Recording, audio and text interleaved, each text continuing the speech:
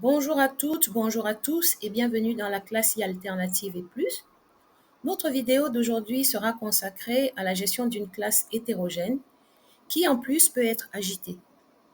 Cette situation est-elle une galère assurée ou une chance pédagogique? C'est la problématique que nous allons traiter aujourd'hui. Je suis Solange Elolang, ingénieure pédagogique et ingénieure de formation.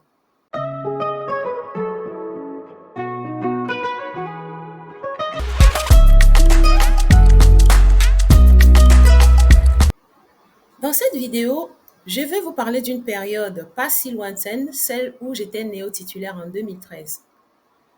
J'ai beaucoup d'anecdotes, parfois drôles, parfois franchement décourageantes, mais ce que nous allons surtout aborder aujourd'hui, ce sont les leçons que j'en ai tirées. Parce que cette époque, aussi difficile soit-elle, a forgé l'enseignante aguerrie que je suis aujourd'hui. Pas parfaite bien sûr, mais solide et ancrée, et capable de vous transmettre des leviers concrets. Alors, si vous aussi, vous vous sentez parfois dépassé face à une classe hétérogène et agitée, cette vidéo est pour vous. Servez-vous une bonne tasse de thé, installez-vous confortablement et laissez-moi vous parler sans filtre de ce qu'on ne lit pas toujours dans les manuels.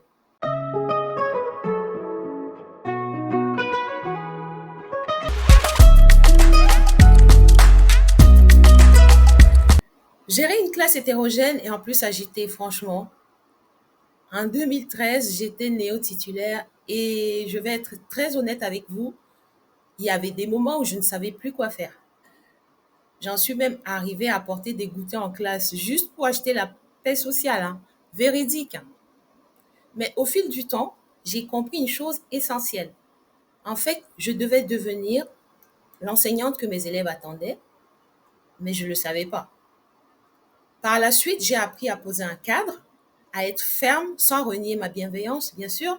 J'ai appris à leur dire calmement quand ils me décevaient. Et ce qui me touche encore aujourd'hui, c'est que certains élèves sont sincèrement tristes quand je me fâche. Parce qu'ils sentent que ce n'est jamais gratuit quand je me fâche, que ça compte pour moi et donc que eux comptent aussi. Mes très chers collègues, au fil du temps, j'ai compris que maîtriser une classe, ce n'est pas faire du bruit avec un sifflet ou réciter un manuel de gestion de conflit, hein. Je me souviens qu'en tant que néo-titulaire, on avait des formations pour nous apprendre à tenir une classe. Dans ces formations, il y avait des sketchs, des mises en situation, des jeux de rôle. Je ne remets pas du tout en cause ces formations. Elles m'ont certainement apporté des choses. Mais avec du recul, je peux dire une chose, aucun manuel ne peut t'apprendre à gérer une classe. C'est sûr, ce sont des leviers simples mais puissants à activer au quotidien. Je vais t'en partager 4 que j'ai compris, expérimentés et qui ont tout changé dans ma carrière d'enseignante. Le premier levier que je vais partager avec vous, c'est la maîtrise de son contenu pédagogique. C'est la base. Savoir ce qu'on fait. Être au clair sur ses contenus. Parce que les élèves, ils le sentent tout de suite si tu n'es pas sûr, si tu hésites, si tu lis ton PowerPoint à haute voix, tu perds leur attention et même leur respect parfois. Quand tu es au clair, tu poses une autorité naturelle, tu peux improviser si besoin, mais tu sais où tu veux les emmener. Et ça, même les élèves les plus durs le respectent. Petit conseil, avant chaque cours, pose-toi ces 2 questions. Quelle notion je dois faire passer? Qu'est-ce que je veux qu'ils retiennent en sortant? Tu ne maîtrises pas encore, c'est normal, tu débutes. Mais laisse-moi te dire un truc, le secret, c'est pas un don magique, c'est le travail, point. Quand j'ai eu mon concours, j'ai été envoyée en stage dans un établissement où, évidemment, on n'avait pas tenu compte de mes vœux. Personne ne m'a demandé mon avis. Et les anciens collègues que j'ai retrouvés sur place m'ont refilé une matière que personne ne voulait, la gestion commerciale. Une matière mal aimée, mal expliquée et souvent redoutée. Mais moi, que pensez-vous que j'ai fait?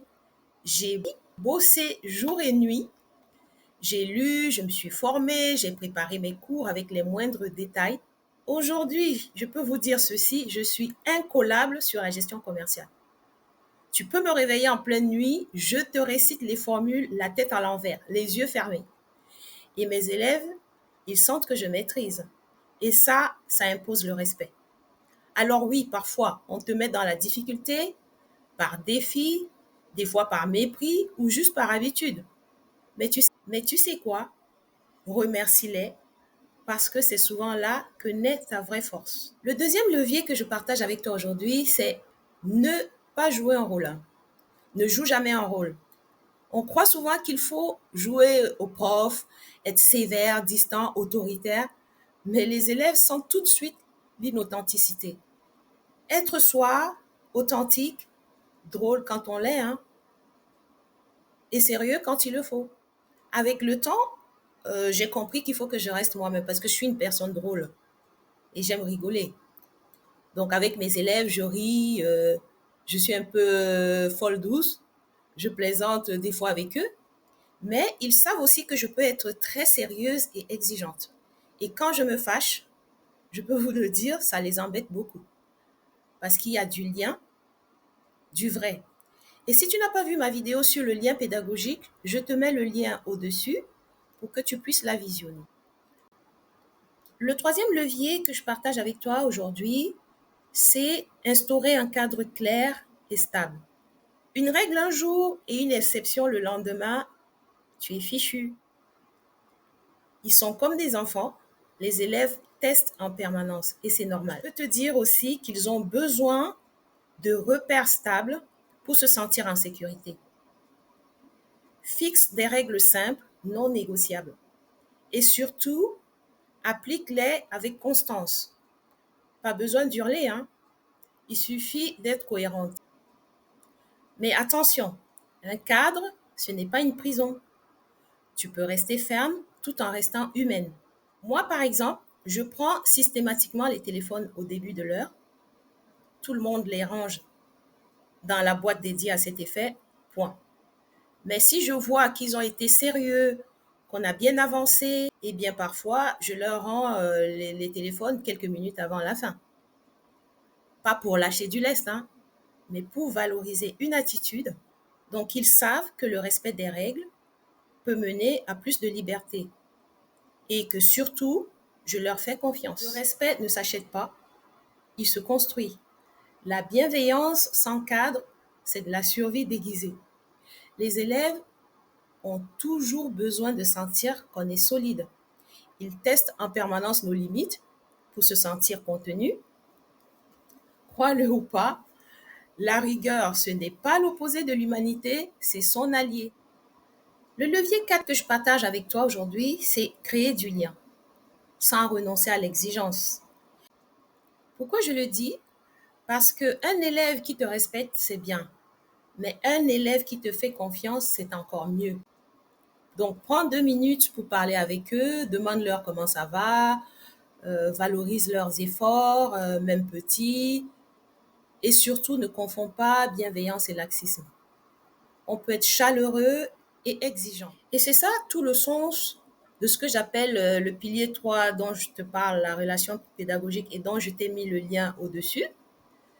Cette relation pédagogique humaine, vraie, celle qu'aucun code ni algorithme ne remplacera jamais.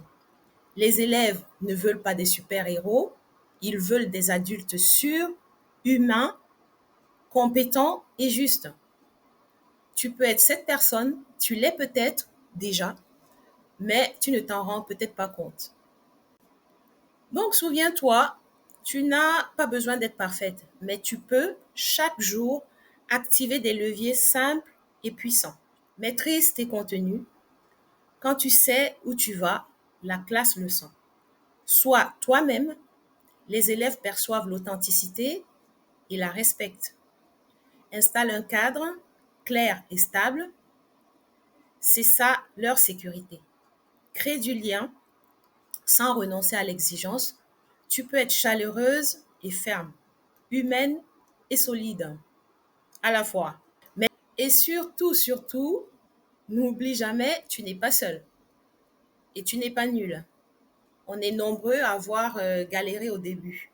Avec ces leviers, tu vas voir, les choses vont changer. Abonne-toi si ce genre de contenu t'aide et surtout partage en commentaire c'est quoi ton levier essentiel.